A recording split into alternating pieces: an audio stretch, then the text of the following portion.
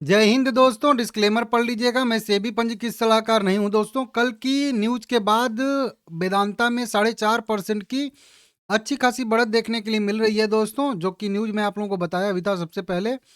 और कंपनी अच्छा खासा डिविडेंड भी देती है और अब इसका रिजल्ट डेट भी बिल्कुल पास में आ चुका है, ठीक है ना। और उसी रिजल्ट के बारे में आज देखेंगे कि क्या मार्केट अनुमान क्या लगा के चल रहा है, मार्केट क्या मान के चल रहा है कि कितना जो है इसको राजस्व, कितना नेट प्रॉफिट, कितना एबिटा आ सकता है, ऐसी संभावना रहेगी, ठीक है ना। तो कंपनी ने पिछले क्वार्टर में लगभग 3480 करोड़ रुपए के आसपास का यहाँ पे नेट प्रॉफिट दर्ज किया था। रेवेन्यू जो था वो लगभग 40,000 करोड़ के आसपास का था और एबिटा जो था वो लगभग 11,300 करोड़ रुपए के आसपास का था, ठीक है ना। अब देखिए पिछले, अगर कल देखेंगे तो हिंदुस्तान जिंक में आज गिरावट आ रही है, क्योंकि हिंदुस्तान जिंक लिमिटेड के जो है शेयर लगभग 1.6% शेयर बेचने की बात यहाँ पे चल रही थी, ठीक है ना।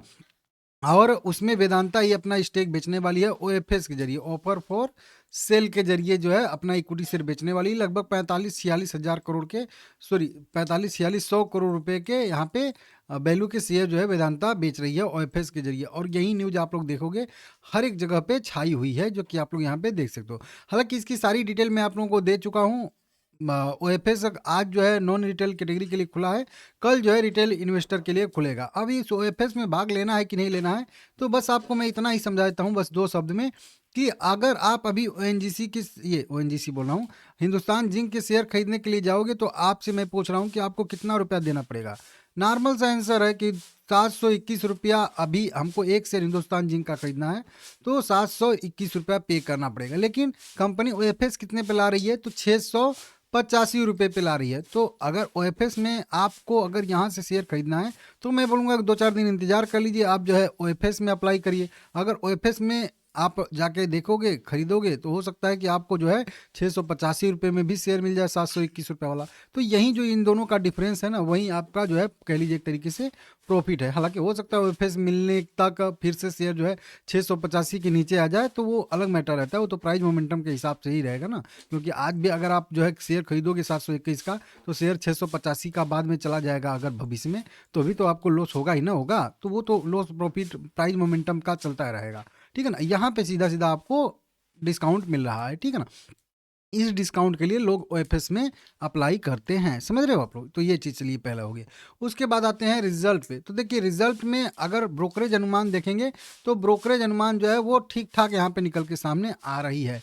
देखिए यहाँ पे Q3 का ब्रोकरेज अनुमान देखेंगे तो कोटक इंस्टीट्यूशनल इक्विटी का यहाँ पे राजस्व में इनको जो है लगभग 14% की वृद्धि साल दर साल बेसिस पे देखने के लिए मिल सकती है।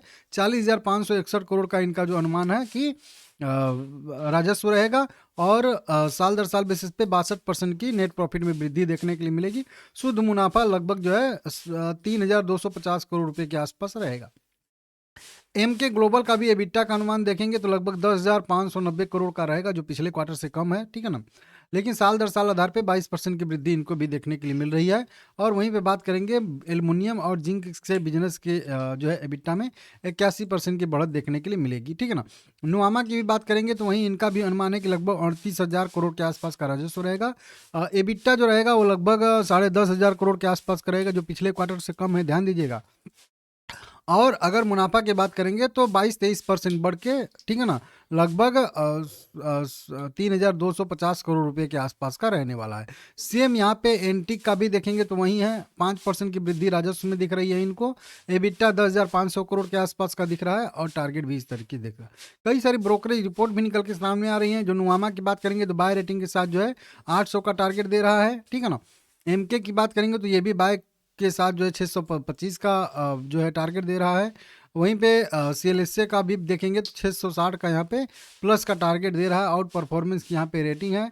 और मोतीलाल ओसवाल की भी बात करेंगे तो ये तो नीचे दे रहे हैं भाई, इसका तो भी प्राइस ही 700 के आसपास, 728 तो इनका 38 तो प्राइस ही ट्रेड का।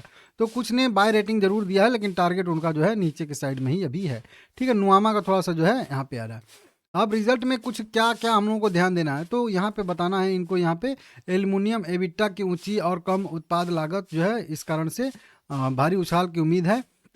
डीमर्जर का अपडेट चाहिए कि जो 5 अलग कंपनियां बन रही हैं, ठीक है ना, उनके विभाजन की प्रक्रिया क्या रहने वाली है, उस पे महत्वपूर्ण टिप्पणी जो है इनके मैनेजमेंट की तरफ से आएगा। वेदांता का जो लाभांश है, भुगतान है, डिविडेंड है, उसके बारे में क्या नज़र रहेगी, क्या देगी, नहीं देगी, कब देगी, उसके बारे में क्या कोई स्ट्रेटजी चेंज होती है या उसी तरीके से रहेगी, ये सब जो है यहाँ पे देखा जाएगा कि रिजल्ट में क्या इनके मैनेजमेंट की तरफ से आता है। ठीक है ना, इस तरीके से तैयार रहिएगा, जब भी रिजल्ट आएगा मैं आप लोगों को सबसे पहले अपडेट दे दूंगा रिजल्ट वाला। ठीक है ना, और दोनों रिजल्ट देखेंगे हम लोग, स्टैंड अलोन वाला भी और कंसोलिडेटेड वाला भी। शेयर बढ़िया है, शेयर अच्छा है, चार्ट देख ही सकते हो आप लोग, मेटल में ज़बरदस्त तेजी है, तो व्यू इसमें पॉजिटिव ही रहेगा। ठीक है ना।